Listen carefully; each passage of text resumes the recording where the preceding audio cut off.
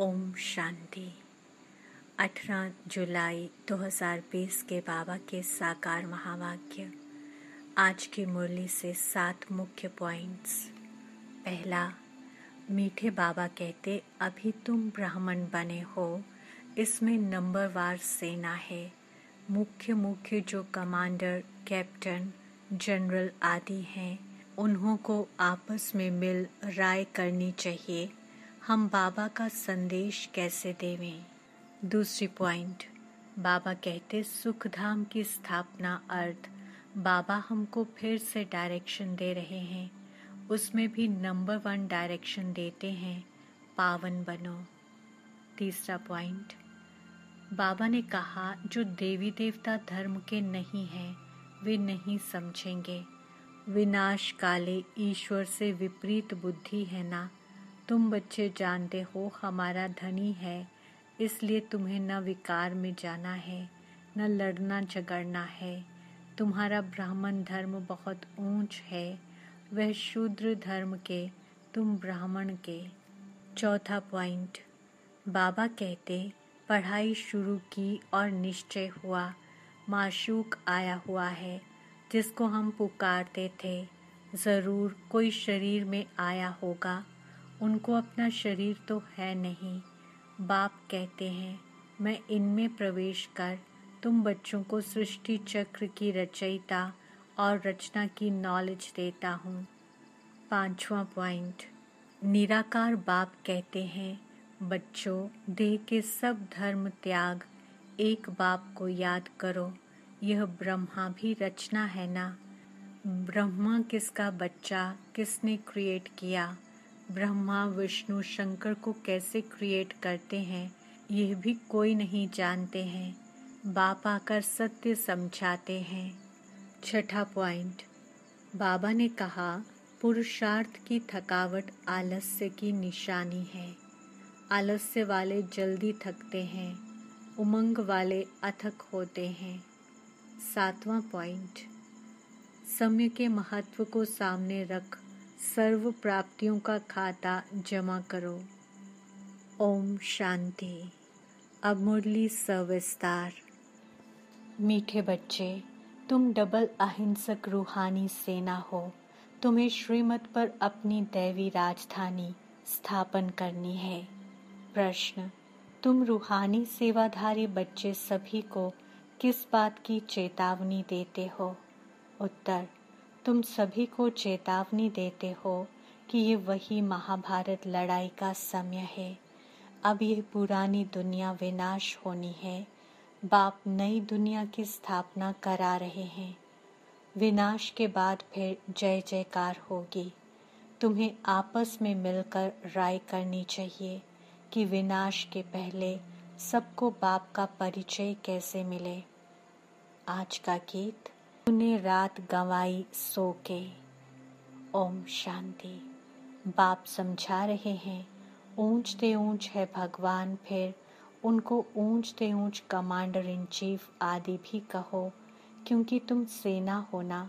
तुम्हारा supreme commander कौन है ये भी जानते हो। 2 सेनाएं हैं, वे हैं जिस्मानी, तुम हो रूहानी। वे हद के, तुम बेहद के। तुम्हारे में कमांडर्स भी हैं, जनरल भी हैं, लेफ्टिनेंट भी हैं। बच्चे जानते हैं हम श्रीमत पर राजधानी स्थापन कर रहे हैं। लड़ाई आदि की तो कोई बात नहीं। हम सारे विश्व पर फिर से अपना दैवी राज्य स्थापन कर रहे हैं। श्रीमत पर कल्प कल्प हमारा यह पाठ बजता है। ये सब हैं बेहद की बातें। उन लड़ाइयों में ये बातें नहीं। ऊंच ते ऊंच बाप है। उनको जादूगर, रत्नागर, ज्ञान का सागर भी कहते हैं। बाप की महिमा अपरंपार है। तुम्हें बुद्धि में सिर्फ बाप को याद करना है। माया याद भुला देती है। तुम हो डबल अहिंसक रूहानी सेना। तुमको यही ख्याल है कि हम अपना राज्य कैसे स्थापन करें। ड्रामा ज़रूर कराएगा, पुरुषार्थ तो करना होता है ना। जो अच्छे अच्छे बच्चे हैं आपस में राय करनी चाहिए। माया से युद्ध तो अंत तक तुम्हारी चलती रहेगी। ये भी जानते हो महाभारत लड़ाई होनी है ज़रूर, नहीं तो पुरानी दुनिया का विनाश कैसे हो। बाबा हमको श्रीमत दे रहे हैं, हम बच्चों को फिर से अपना राज्य भाग्य स्थापन करना है। इस पुरानी दुनिया का विनाश हो, फिर भारत में जय जयकार हो जाना है, जिसके लिए तुम निमित्त बने हो। तो आपस में मिलना चाहिए, कैसे कैसे हम सर्विस करें, सभी को बाप का पैगाम सुनाएं कि अब इस पुरानी दुनिया का विनाश होना है। बाप नई दुनिया की स्थापना कर रहे हैं। लौकिक बाप भी नया मकान बनाते हैं तो बच्चे खुश होते हैं। वह है हद की बात, ये है सारे विश्व की बात। नई दुनिया को सतयुग, पुरानी दुनिया को कलयुग कहा जाता है। अब पुरानी दुनिया है तो ये मालूम होना चाहिए बाप कब और कैसे आकर नई दुनिया स्थापन करते हैं। तुम्हारे में भी नंबरवार पुरुषार्थ अनुसार जानते हैं। बड़े ते बड़ा है बाप, बाकी फिर नंबरवार महारथी घोड़े सवार प्यादे हैं। कमांडर कैप्टन ये तो सिर्फ मिसाल दे समझाया जाता है। तो बच्चों को आपस में मिल राय निकालनी चाहिए कि सबको बाप का परिचय कैसे दें। ये है रूहानी सेवा। हम अपने भाई बहनों को चेतावनी कैसे दें कि बाप नई दुनिया स्थापन करने के लिए आए हैं। पुरानी दुनिया का विनाश भी सामने खड़ा है। ये वही महाभारत लड़ाई है। मनुष्य तो ये भी समझते नहीं हैं कि महाभारत लड़ाई के बाद फिर क्या। तुम अभी फील करते हो कि अभी हम संगम पर पुरुषोत्तम बन रहे हैं। अब बाप आए हैं पुरुषोत्तम बनाने। इसमें लड़ाई आदि की कोई बात ही नहीं है। बाप समझाते हैं, बच्चे पतित दुनिया में एक भी पावन नहीं हो सकता और पावन दुनिया में फिर एक भी पतित नहीं हो सकता। इतनी छोटी बात भी कोई समझते नहीं है। तुम बच्चों को सब चित्रों आदि का सार समझाया जाता है। भक्ति मार्ग में मनुष्य जप तप दान पुण्य जो भी करते हैं उससे अल्पकाल के लिए कागविष्टा समान सुख की प्राप्ति होती है। परंतु जब कोई यहाँ आकर समझे तब ये बातें बुद्धि में बैठें। ये है ही भक्ति का राज्य, ज्ञान रिंचक भी नहीं। जैसे पतित दुनिया में पावन एक भी नहीं, वैसे ज्ञान भी एक के सिवाय और कोई में नहीं। वेद शास्त्र आदि सब भक्ति मार्ग के हैं। सीढ़ी उतरनी ही है। अभी तुम ब्राह्मण बने हो, इसमें नंबरवार सेना है। मुख्य जो कमांडर कैप्टन जनरल आदि हैं उन्हों को आपस में मिल राय करनी चाहिए। हम बाबा का संदेश कैसे देवें। बच्चों को समझाया है मैसेंजर पैगंबर अथवा गुरु एक ही होता है, बाकी सब हैं भक्ति मार्ग के। संगम युगी सिर्फ तुम हो। ये लक्ष्मी नारायण एम ऑब्जेक्ट बिल्कुल एक्यूरेट है। भक्ति मार्ग में सत्य नारायण की कथा, तीसरी की कथा, अमर कथा बैठ सुनाते हैं। अभी बाप तुमको सच्ची सत्य नारायण की कथा सुना रहे हैं। भक्ति मार्ग में है पास्ट की बातें जो होकर जाते हैं, उनका बाद में फिर मंदिर आदि बनाते हैं। जैसे शिव बाबा भी तुमको पढ़ा रहे हैं, फिर भक्ति मार्ग में यादगार बनाएंगे। सतयुग में शिव व लक्ष्मी नारायण आदि कोई का चित्र नहीं होता। ज्ञान बिल्कुल अलग है, भक्ति अलग है। अभी भी तुम जानते हो, इसलिए बाप ने कहा है hear no evil, talk no evil. तुम बच्चों को भी कितनी खुशी है, नई दुनिया स्थापन हो रही है। सुखधाम की स्थापना अर्थ बाबा हमको फिर से डायरेक्शन दे रहे हैं। उसमें भी नंबर 1 डायरेक्शन देते हैं, पावन बनो। पतित तो सभी हैं ना, तो जो अच्छे अच्छे बच्चे हैं उन्हों को आपस में मिलकर राय करनी चाहिए कि सर्विस को कैसे बढ़ाएं, गरीबों को कैसे मैसेज दें। बाकी तो कल्प पहले मिसल आया है। कहते हैं अपने को आत्मा समझ, मुझ बाप को याद करो। राजधानी जरूर स्थापन होनी है, समझेंगे जरूर। जो देवी देवता धर्म के नहीं हैं वे नहीं समझेंगे। विनाश काले ईश्वर से विपरीत बुद्धि है ना। तुम बच्चे जानते हो हमारा धनी है, इसलिए तुम्हें न विकार में जाना है न लड़ना झगड़ना है। तुम्हारा ब्राह्मण धर्म बहुत ऊंच है, वे शूद्र धर्म के, तुम ब्राह्मण धर्म के। तुम चोटी वे पैर, चोटी के ऊपर है ऊंच ते ऊंच भगवान निराकार। इन आँखों से न देखने के कारण विराट रूप में चोटी अर्थात ब्राह्मण और शिव बाबा को दिखाते नहीं हैं। सिर्फ कहते हैं देवता क्षत्रिय वैश्य शूद्र। जो देवता बनते हैं वही फिर से पुनर्जन्म ले क्षत्रिय वैश्य शूद्र बनते हैं। विराट रूप का भी अर्थ कोई नहीं जानते। अभी तुम समझते हो तो करेक्ट चित्र बनाना है। शिव बाबा भी दिखाया है और ब्राह्मण भी दिखाए हैं। तुमको अब सबको यह मैसेज देना है कि अपने को आत्मा समझ, बाप को याद करो। तुम्हारा काम है मैसेज देना। जैसे बाप की महिमा अपरम अपार है, वैसे भारत की भी बहुत महिमा है। ये भी 7 रोज कोई सुने तब बुद्धि में बैठे। कहते हैं फुर्सत नहीं। अरे आधा कल्प पुकारते आए हो, अब ये प्रैक्टिकल में आया हुआ है। बाप को आना ही है अंत में। यह भी तुम ब्राह्मण जानते हो। नंबरवार पुरुषार्थ अनुसार की और निश्चय हुआ माशूक आया हुआ है। किसको हम पुकारते थे, जरूर कोई शरीर में आया होगा। उनको अपना शरीर तो है नहीं। बाप कहते हैं मैं इनमें प्रवेश कर तुम बच्चों को सृष्टि चक्र की रचयिता और रचना की नॉलेज देता हूँ। यह और कोई नहीं जानते। ये पढ़ाई है, बहुत सहज करके समझाते हैं। बाबा कहते हैं हम तुमको कितना धनवान बनाता हूँ। कल्प कल्प तुम्हारे जैसा पवित्र और सुखी कोई नहीं। तुम बच्चे इस समय सभी को ज्ञान दान देते हो। बाप तुम्हें रत्नों का दान देते हैं, तुम दूसरों को देते हो। भारत को स्वर्ग बनाते हो। तुम अपने ही तन मन धन से श्रीमत पर भारत को स्वर्ग बना रहे हो। कितना ऊंचा कार्य है। तुम गुप्त सेना हो, किसको भी पता नहीं है। तुम जानते हो हम विश्व की बादशाही ले रहे हैं, श्रीमत द्वारा श्रेष्ठ बनते हैं। अब बाप कहते हैं मामेकम याद करो। कृष्ण तो कह ना सके, वह तो प्रिंस था। तुम प्रिंस बनते हो ना।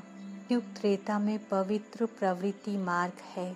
अपवित्र राजाएं, पवित्र राजा रानी लक्ष्मी नारायण की पूजा करते हैं। पवित्र प्रवृत्ति मार्ग वालों का राज्य चलता है। फिर होता है अपवित्र प्रवृत्ति मार्ग। आधा आधा है ना। दिन और रात लाखों वर्ष की बात हो, फिर आधा आधा तो हो ना सके। लाखों वर्ष हो तो फिर हिंदू जो वास्तव में देवता धर्म के हैं, उनकी संख्या बहुत बड़ी होनी चाहिए, अनगिनत होने चाहिए। अभी तो गिनती करते हैं ना।